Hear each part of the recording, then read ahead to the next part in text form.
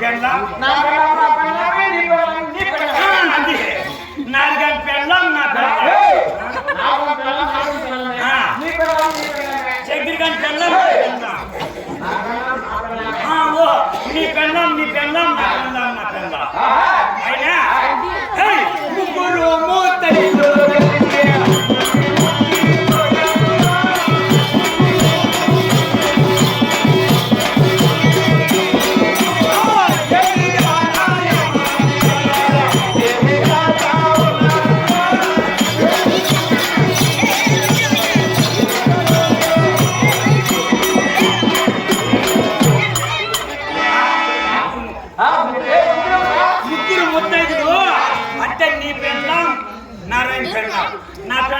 ముగ్గురు ముత్తైదులు కలిసి